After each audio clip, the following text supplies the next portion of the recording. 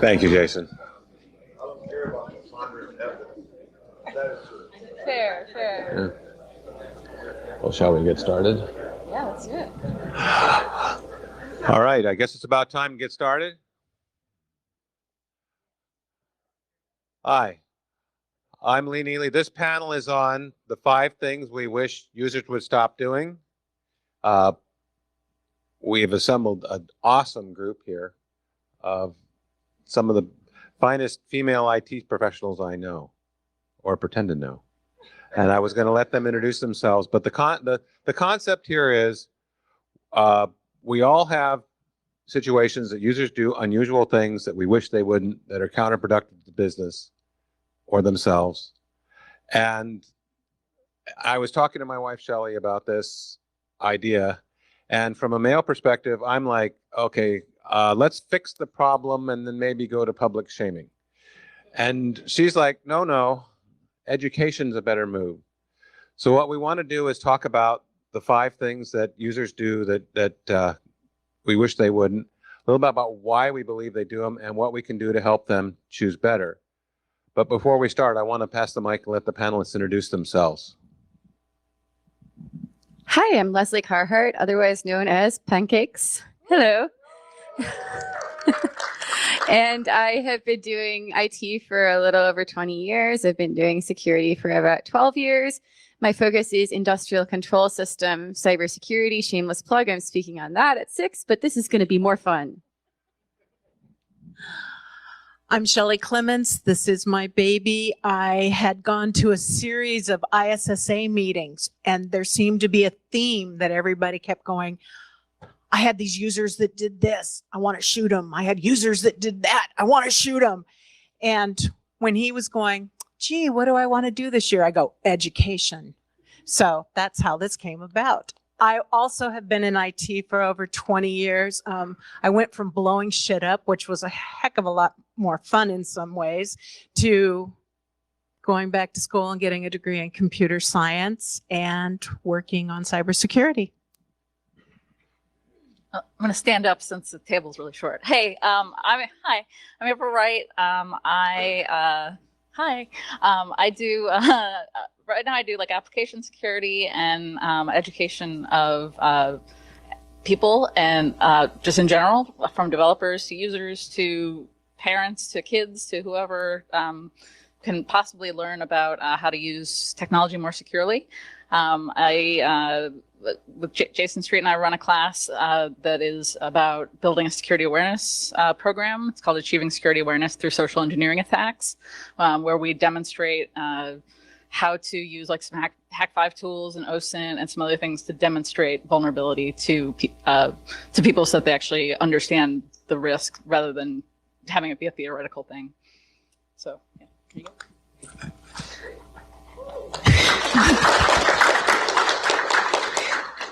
Hello, everybody. I'm Amanda Berlin, also known as Info Sister. I pause for clap. I am a senior security architect at Blue Mirror out of Ann Arbor, Michigan. CEO of Mental Health Hackers. Woo! Podcaster on BreakSec. Woo!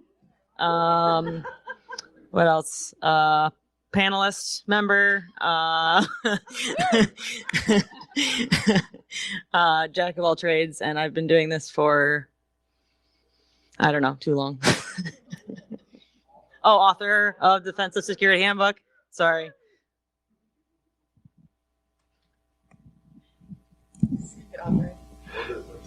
Yeah. Talking stick. The talking stick, yes. This is the talking stick that is not phallic. And just for the round it out, I'm Lee Neely. I'm in cybersecurity over at Lawrence Livermore Lab, been over there for 30 years. I also have joined the Security Weekly podcast team, just got elected to the ISSA International Board of Directors, SANS Newsbite editor, little things.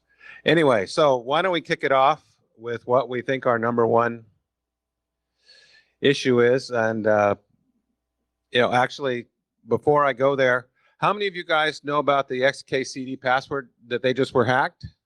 560,000 records? Do you know what the number 1 password that was in the dump was? Do you know what number 2 was? Correct battery horse staple? And with that, who would like to kick it off?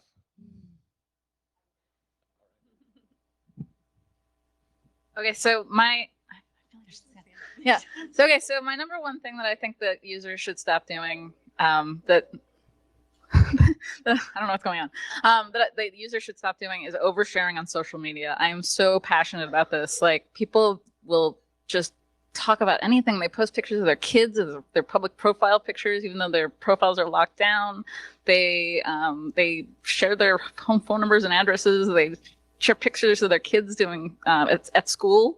Like, these are really scary things that people shouldn't be doing. Okay, sorry. These are really scary things that people shouldn't be doing, but they don't really understand the threats or why they shouldn't be doing it.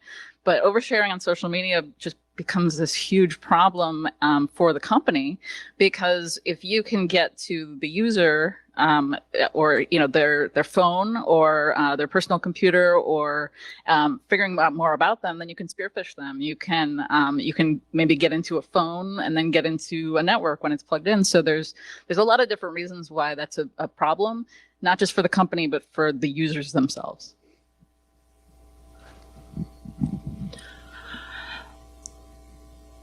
My top and my number 3 keep bouncing back and forth depending on what's going on. Users opening mail from parties unknown and weak passwords. How many of you saw the last Spider-Man movie?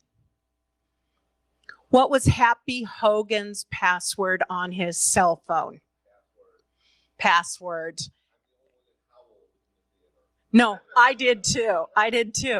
And it's something that keeps coming up. And it was also 20 years ago when I started in this field, a lot of what I was working with was passwords. And there were certain programs that you can force on people to choose a more difficult password. I don't know, the one that I had that was screw my ex #1 or something like that, I thought was pretty good, but seriously, it was, and the word was not screw, but trying to help people. I was really happy several months ago when it came out that little sayings were actually really helpful for people to remember. Because I don't know about you guys, but right now, based on what some of the companies where my credit cards are, my checking accounts are, some of the other things that I belong to, I've got a really long spreadsheet on my machine that has all these different passwords, because what works perfectly well one area, there's different requirements, and it's really hard to keep all of them in track. Your turn? Sure. If Amanda doesn't want to, I don't want to. Okay, so I'm going to turn that on its head a little bit. So my number 1, my top 1 is not speaking up when there's a problem. And there's a number of reasons why I say that. Is the first one is you see the phishing email, or the obvious thing, you clicked on something and you don't tell your security team because you're embarrassed or something. But the other take on that is not telling us security people when we're doing something wrong, because we have all these these tropes that we keep telling people over and over again, like use a strong password, use a password manager and stuff. And sometimes those are really tricky things to do. Like, have you ever tried to convert all of your passwords saved in a bunch of browsers and stuff, or somebody else's, to a password manager? That's not an intuitive process. That's really, really hard to do. So I would like to see more end users telling their security people to go F themselves. But saying it, just telling us what's wrong, telling us I can't use a password manager because here's the problem. Explain it. Yeah, definitely give us some explanation.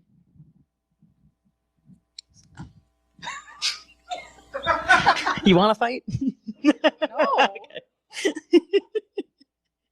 You're fine. So I feel like I'm at a disadvantage because I don't actually deal with users anymore. Oh, wait, that's not a disadvantage. That's not. So I'm gonna use my user base as an example, because I do MSSP stuff. So I think my users are sysadmins and net admins and security admins, like at corporations, right? And I think their biggest mistake, and I hope this doesn't like off rail anybody else's like things, but is not understanding a SIM isn't a magic solution that you can just install. And you can send logs at, and boom, it's gonna be done. You have active security alerting. You're gonna catch all of the threats and all of the red team activity, and it's just, in there in a couple days and you're done. No, it's like a process, right? An ongoing process that you have to keep revisiting. As if you have an MSSP or if you do it internally, that's going to be someone's full-time job. That is not something that you can just like, oh, I'm going to install an antivirus and we're done. No, it's something that you need to treat as less of a project and more of just an ongoing thing.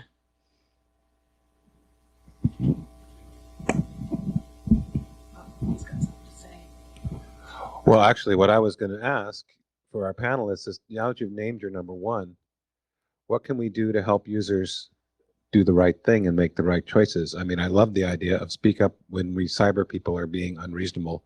Although we get a pretty good feedback loop at the lab, they are not shy. It is often called the smartest square mile on the planet, and they know it. And they don't read. They'll read the first sentence of an email. And that's only my users, right? Read the first sentence and a half of the email and ignore the rest.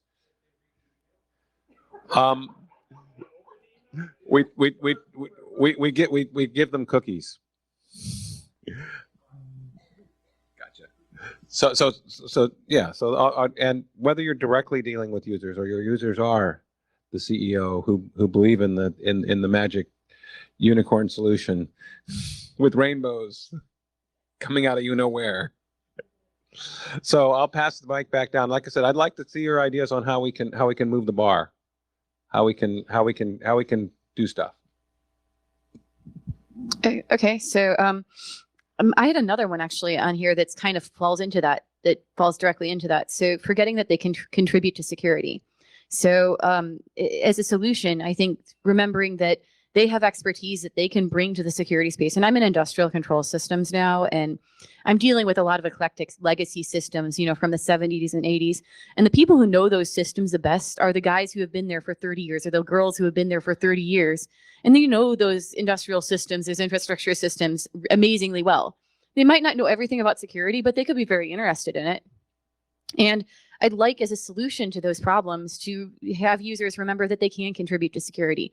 And there are elements of knowledge that they bring to the table that we don't have.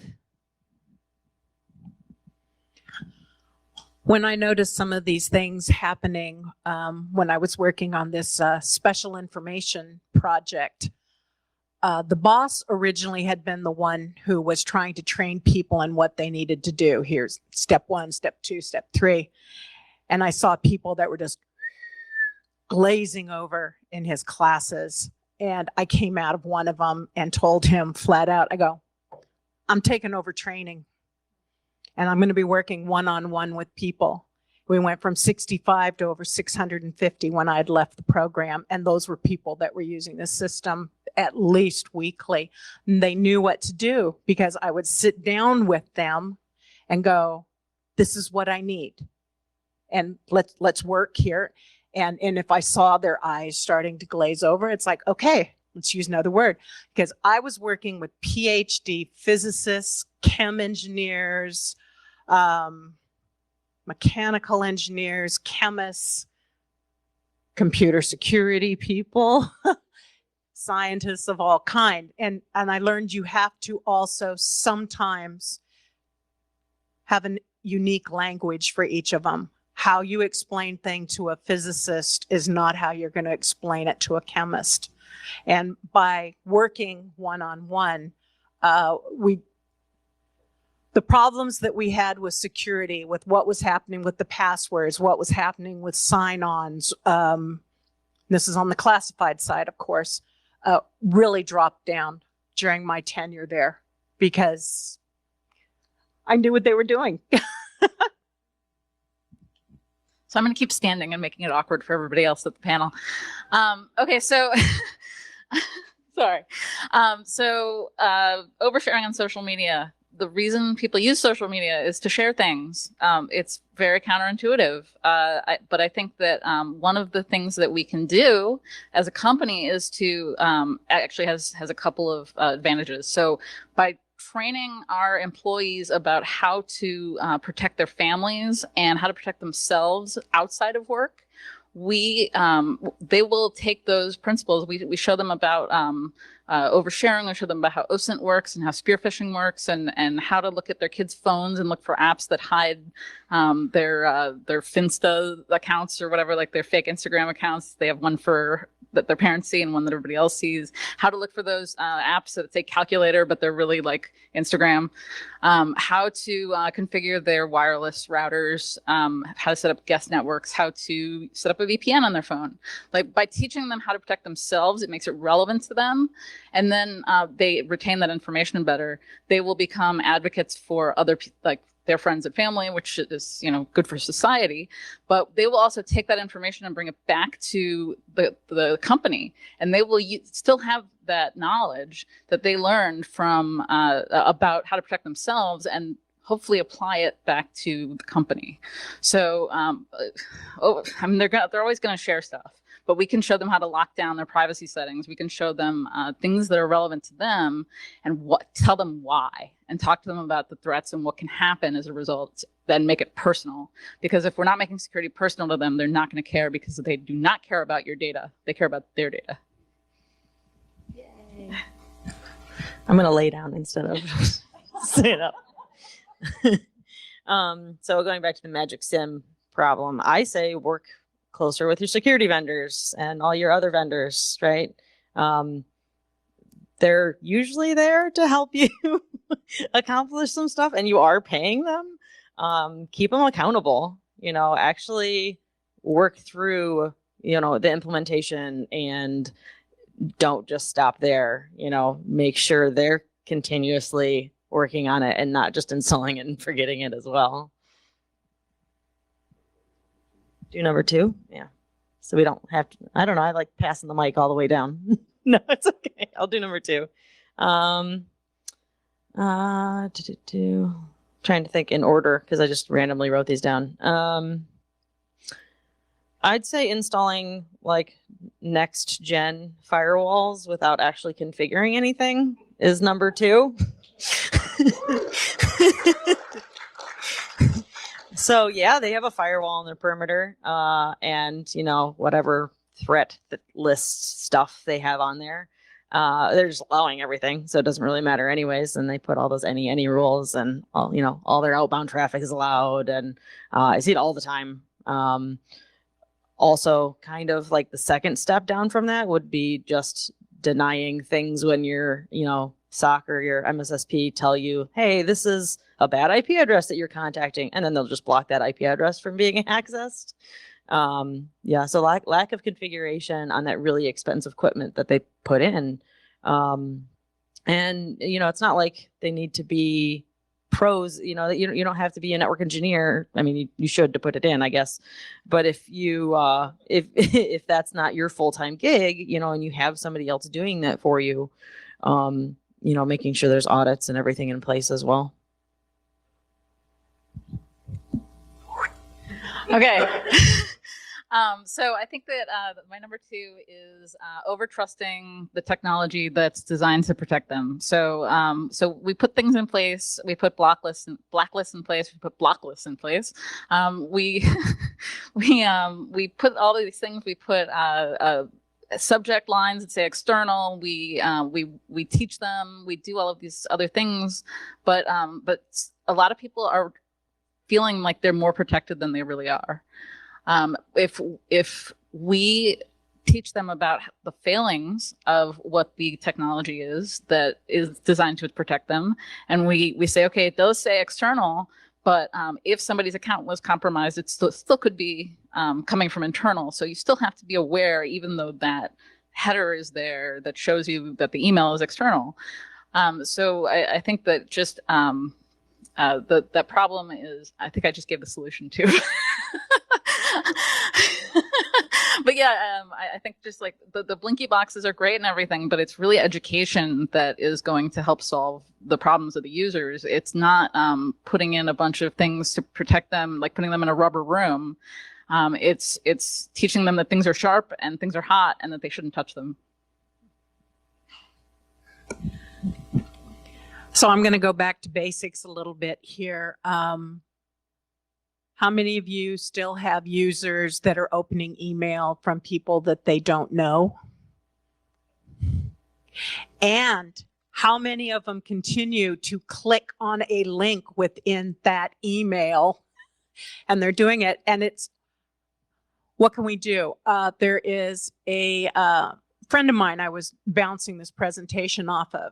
And he said the company that he has worked for the last maybe 10 years has the entire company go through training like every 3 months. And he goes, I've been going in, hit, read, question, just going through it.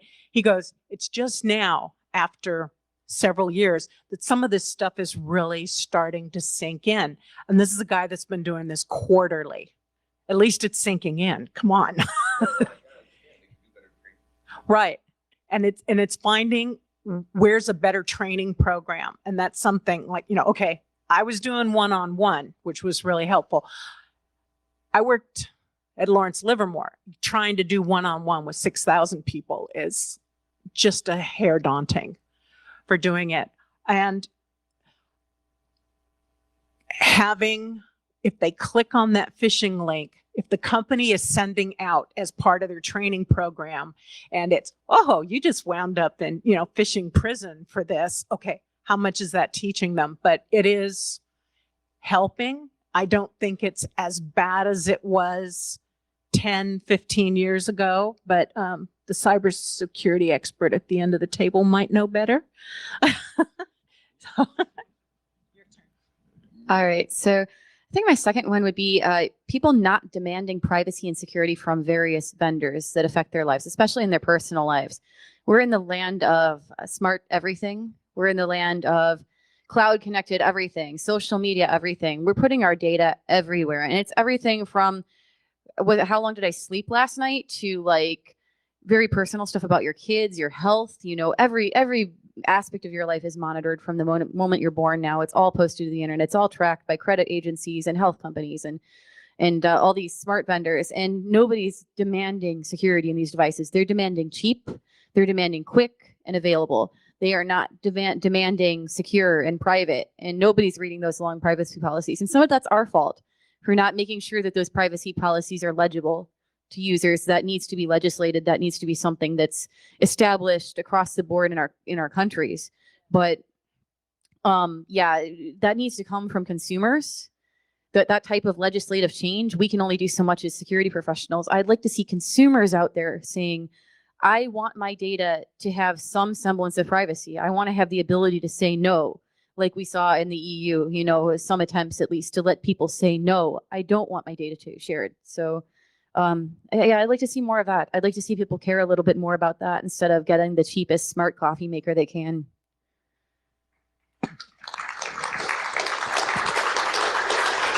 That actually was reminding me that I don't think the average consumer is asking, should we? It's shiny, it's new, it's cool. Sign me up. I'll take 2. I'll take 1,000. The interesting thing about the social media posting that comes up is I was flashing back. How many of you have had friends who basically almost posted from the hospital the full name, date, and time of birth of the newborn? Do you think that might be useful later? And do you think it disappears once it's posted? I don't think the average person really think we cybersecurity professionals, we get it. I don't know how to have the users get that pretty much once it's online, you can find it. I mean, teaching about OSINT is one way, but I don't know how many eye glazes you get on Joe Average. I don't know what we can do, but I'd love to see us do more. But anyway, so we ready for our next one? Okay. I guess we're going the other direction now. Sorry. So, I want to follow up on something that Amanda brought up earlier, and I think we've all kind of got this on our list, which is the take on the expecting perfect security from devices and security products that I think we probably all have something to that effect on our lists. So I'll just elaborate on that a little bit more. It's not even just buying the magic black next generation box that is supposed to do security for us. It's expecting any product out there to just do perfect security and not understanding that everybody will ultimately be vulnerable to phishing and to a breach. And it's just, you can reduce the risk. There's defense in depth. You increase the deterrence in your network to try to keep more and more adversaries out. But there was an instructor in college who told me a wonderful parable that's really stuck with me, and a lot of colleges has gone away. But so this telecom guy said, so if you have a house, you put a door in the house, right? And that keeps like the neighborhood kids from just walking in and out of your house, right? They see the door is closed, they don't walk in. And then you put a deadbolt on that door. And the deadbolt that like deters the casual thief from like just trying your door and seeing if they can walk in and steal your TV. And then you maybe put an alarm system, you put ADT out there or something, and that deters the more dedicated people who are ready to throw a brick through your window. But if somebody is paying $10,000 to hire a hitman to kill you, guess what that guy is doing? That hitman is coming in and killing you. You're going to die. I'm sorry. I'm sorry, guys. And security is like that. It's like we build layers of defense in depth, and we deter and we deter and we deter. But people have to understand that you have to plan for that worst case scenario. Yes. You know what he gave me for my birthday? A really nice Kimber Micro 9 concealed carry. And I'll show you what I can do with it. Well, no, it's back at the house. Come on out. Come on out. Yeah, kind of going along with that is you have users that are going places they shouldn't go. And sometimes it's unintentional. Years ago, there's a place out in Manteca. Anybody from California? You've heard of Manteca RV sales or whatever the hell. People at lunchtime would go out there to see about renting an RV. And then it turned out on the back end, everything that they were putting in there was being sent to Russia. Seriously, it was, and the lab thought they had everything dialed down really tight. And it was. You should have heard the complaining when we blocked that site. Just an RV site. Yeah, but there's sites that are even worse. We have personally a friend that never found a site he didn't want to go to. And there was about a year there that every 3 months, this guy's computer was being brought over to our house. And can you please clean this up just one more time because of what was happening? And I can't tell you how many hours I spent working with this guy going, you can't do this. And oh no, he was a professional at Johnson & Johnson and he knew everything. So that was pretty not great. Okay, so what are we, three? Okay, three, four. Okay, all right. Number 3, I think that people are not willing to put themselves in uncomfortable situations, and they're not willing to deviate from cultural norms. So the idea that it's rude to not hold the door for somebody is a reason that piggybacking occurs. Without feeling empowered to, you can hold the door for someone and teach them you can hold the door, but then ask to see their badge, or watch to make sure that they go over to security as a guest or something like that. So being polite without compromising security. I think that if you're not willing to put yourself in an uncomfortable situation, if you're not willing to ask for help, if you're not willing to go to security and say, I don't know what to do about this situation. I got this email. Should I open it? Or there's a person downstairs and I saw them come in and they didn't use a badge. What should I do? Getting over that ego, I mean, this is a very hard thing to fix, but it's a culture thing. It's an education thing. It's a training thing, where you have to make sure that people understand that they have the power to make or break the security controls that you have in place. So yeah, that's pretty much it. Yes. Nice. I think my number 3 is not teaming up your red and blue team contractors together. Even if you have them internally, like if you have a red team, blue team internally, not doing purple teaming.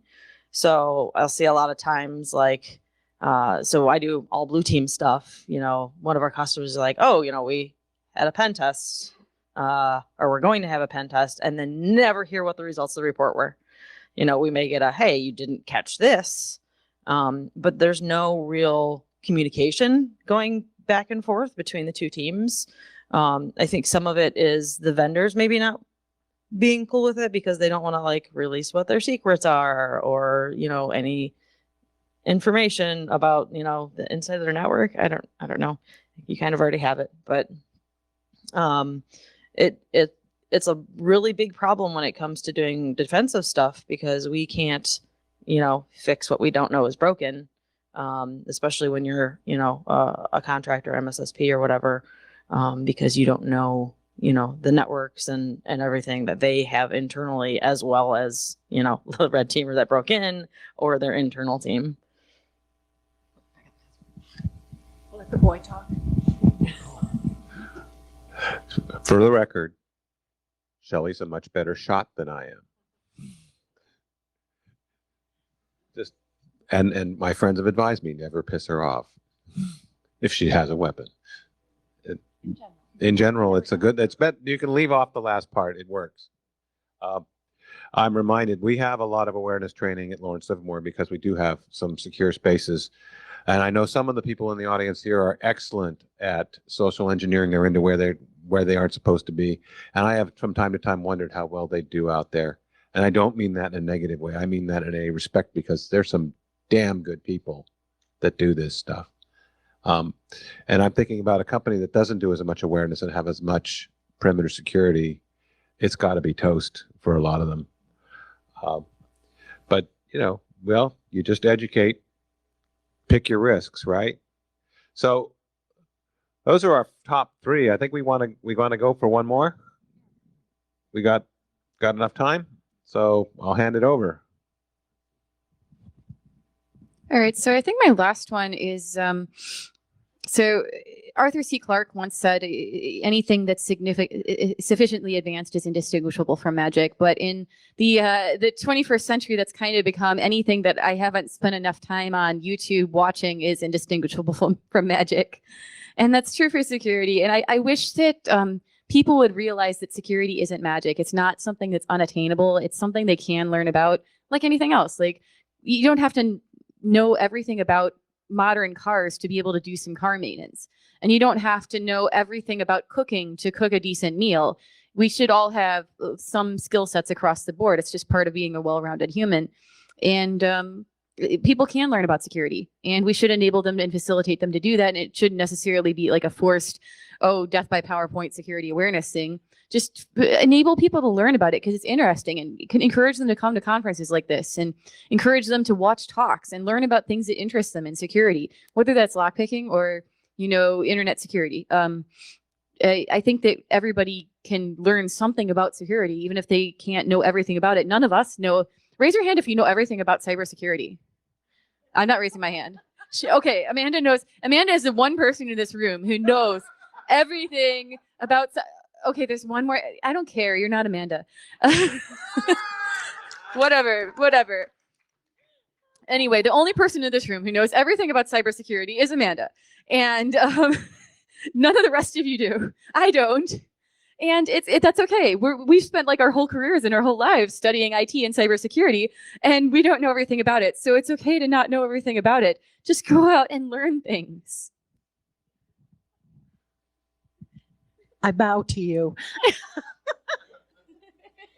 So I was at a conference, and there was a gentleman there that was talking about his company that I believe was based in Atlanta. And it was one of the few companies that was doing prostate cancer testing. So guys really, you know, they wanted this company to go forward. And at some point, despite it being against company policy, his head administrator had downloaded music file sharing software onto her peer-to-peer. And a company that was quote unquote working with the FCC was doing scans. FTC. Okay, I can't talk either. Found a way in, and here was the company, and here it was. And they said, well, give us $40,000 and we'll clean up this mess. And the guy was pretty savvy. He went in, stripped out her machine, took care of everything. And it wound up being a really long story. Do you remember his name? We got the book somewhere at home. The FTC was behaving kind of like the IRS. Here's our rules, but we don't necessarily share them. And now you're going to get hit with big fines via this other company. But there was a company policy already in place. Do not do this. Lady had signed. Most of you, your companies have a computer usage policy that you have to sign off. I won't do this. I won't do that kind of thing. Yeah. Did it anyway. She thought, I'm the head admin. I can do it pretty much whatever I want. And it goes back to talking. You've got to go, hey, I have seen this. Talk to your people. Go, all right, here we go. More remedial education to try and fix this problem.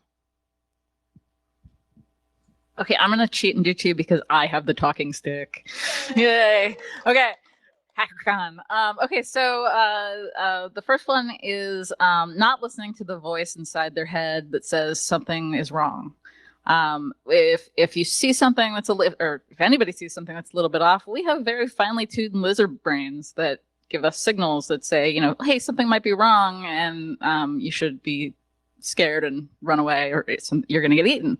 So if you don't listen to that voice, if you ignore it, if you have a false sense of security, if you are just going about your day and just letting your amygdala just flatline, then you're not going to notice things, or you might notice things, but you're not going to pay attention to them. You're going to be trying to do things as quickly and as efficiently, and getting the things done. You're running around like crazy. You're trying to do everything that needs to happen, and you're not paying attention to those little voices that say like, "Hey, maybe I shouldn't transfer $100,000 via wire to this person who SMS'd me." Like, I don't know how this stuff happens. I mean, people have to think like, this is a little off, but I really want to keep my job, so I'm going to do this, because if I don't, I might get fired. So listening to that voice, and then, oh crap, I forgot the fifth one. All right, maybe I'm not going to cheat. But yeah, all right. Do two more. I know.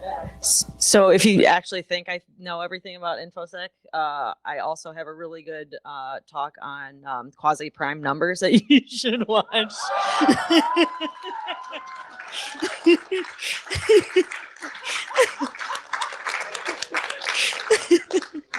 Sorry. Yes, right. Ouch. Oh man.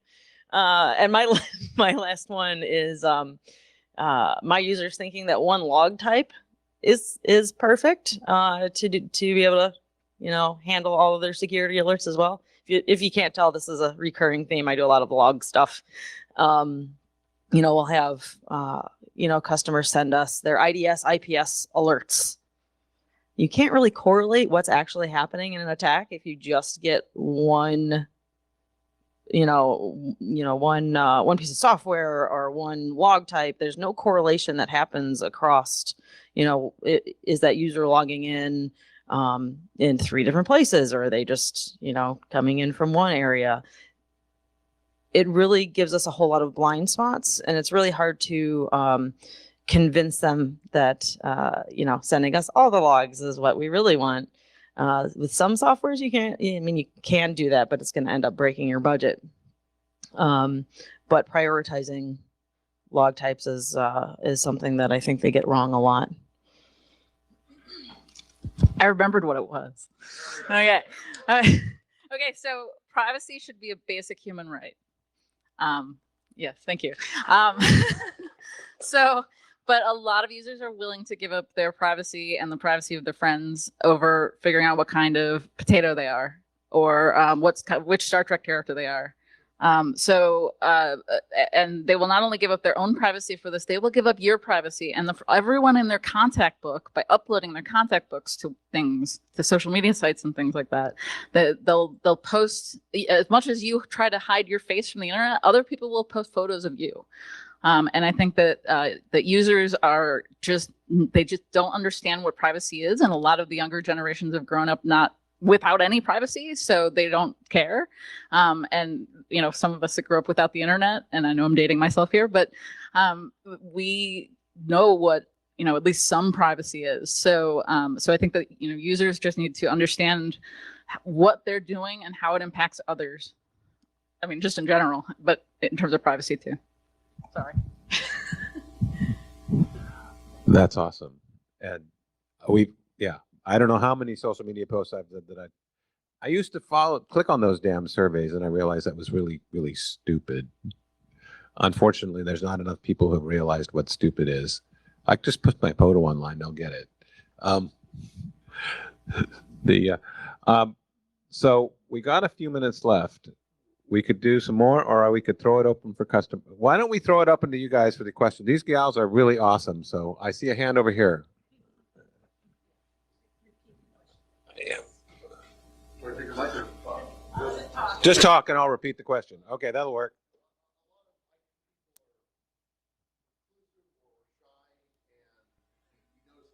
Vendors or companies we use are doing that are not right, and we don't know how to approach them in any way, even though that our companies are the people paying them money. Yeah. But we feel like we're subservient because they're some other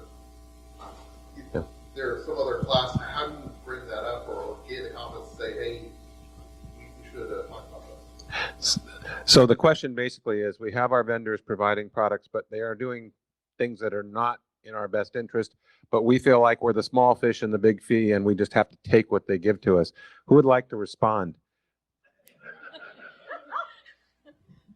Oh, sorry. Okay, if you are an introvert, find an extrovert, pair up, become allies. Extroverts need introverts, and because introverts get the work done, and extroverts make everybody else do work, right? So find somebody who will speak up for you. Pair up, find allies that will help you. Find a voice. Exactly. Thank you, Chelle. Yeah. No, that's perfect. Okay. Go, Jason. I know. Everybody can read. My question is, how do you go about and explaining to people that your threat model isn't my threat model? It's I think a lot of the things in information security is oh, well, I never have to worry about this. It's I've got this. I'm hide behind 7 proxies. It's so I'm fine. It's how do you try to convince people? It's look, just because you live this way and you've got these risks and everything, that doesn't mean everybody else has these issues or doesn't have these risks. And I think y'all are the perfect people that actually explain that, your threat models might be a little bit different than mine. So it's talk about that a little bit. Sure. I would love to answer that one. So does anybody here play Dungeons and Dragons or its ilk? Okay. If you play Dungeons and Dragons, you're really good at solving this problem. I just gave a talk at another national laboratory about this topic, trying to get people to understand how to threat model. And what I did is, human brains run on narrativium. We run on narratives. And so making people think about a specific problem and comparing it to how their neighbors perceive that problem, especially with familiar devices. Like in that lecture, I did Fitbits. Let's threat model out Fitbits and how your threat model will vary against your neighbors. And then I let them pick their own devices, and they could pick any smart device they wanted that's in their home. They could pick their Alexa or their smart TV. And I had them I did step by step to help them threat model. It's just like playing an RPG, what happens if this happens? What if you get divorced or you win the lottery? how does that impact your threat model then? Thinking about this one device and just doing that thought exercise and playing that game in a safe environment is a really great way to get people interested in threat modeling and understanding how my threat model for smart locks on my apartment door are completely different than my neighbor's threat model who doesn't care about anything except for getting his TV stolen. So yeah, that's make it a game, make it a story and make it a game.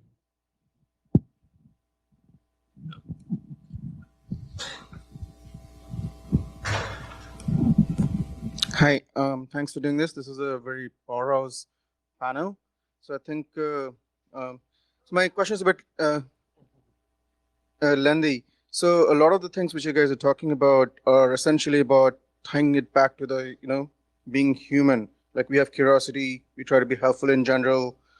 We want to feel connected. We want to show that we are better off than someone else. Also, we do not like to be in uncomfortable situations. And we always do not listen to the inner voice and say, okay, let's just do this quickly because efficiency, or I need to watch this show on TV. So, and also at times bosses are going to boss and, somebody would want to, I'm your boss, I want to be a domain admin because I'm your supervisor. Or right now I want to have all the IAM roles, or I want to have the global admin on Azure or equivalent. So how do you solve, and more important, how do you communicate and talk about this thing? So this is a little bit fundamental, in my opinion.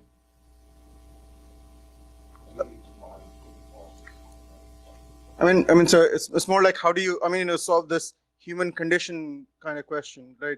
People would want to overshare, people would want to feel connected, people would want to help, bosses would try to, do the boss things and all of this.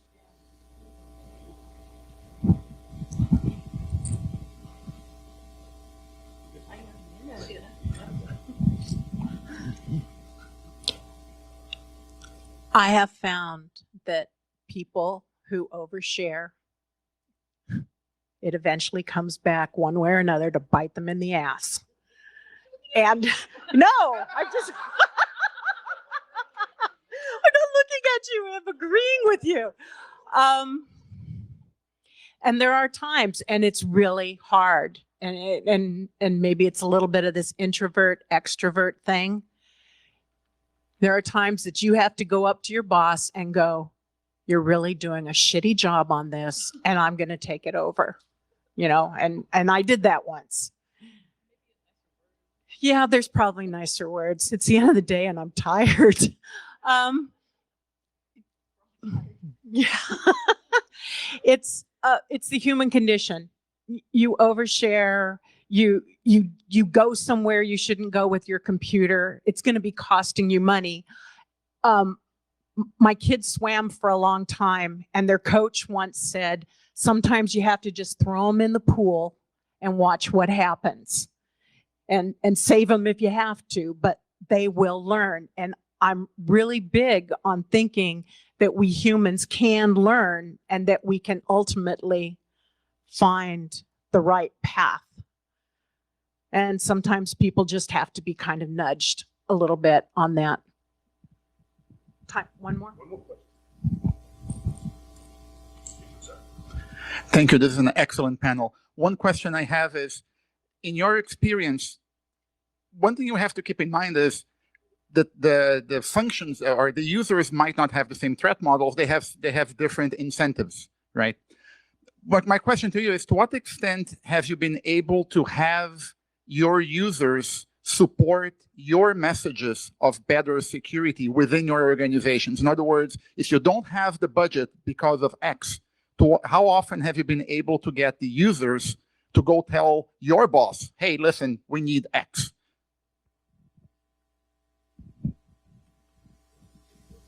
I'm really glad I know the answer to this one because I was last. So I did a internal purple teaming phishing thing, right, with almost no budget. So we were able to get a lot of user-driven ideas around security when it came to just kind of giving them Amazon gift cards every now and then for submitting, spam spam email or phishing email or weird things, like they would get put into a drawing, and there was more of an incentive there for the users to be able to, like, now I care about security because there's something, gamification, there's something in it for me now. And making it a little bit more accessible and easier for them to participate in it. If you're at an organization where you can do that, the private companies frequently have a bigger budget for that kind of bribery. Yeah, government, those companies, it ain't happening. It ain't, so then they have to try and find other ways, but they've been really slow. I know that. I think that rather than punishing people for making mistakes, you want to hold people up as models of good behavior. You want to provide recognition as much as monetary, whether it's monetary or in the newsletter or at the next quarterly meeting or whatever. So positive reinforcement works much better than negative. Okay, we're about out of time. I wanted to do two things really quick. First, I wanted to thank this awesome group of women who did me the courtesy of saying yes when asked. Yeah. And I want to challenge all of you to take the information you've learned here, not just from this session, and don't just take it back to your cybersecurity peers. Take it to your users. Give them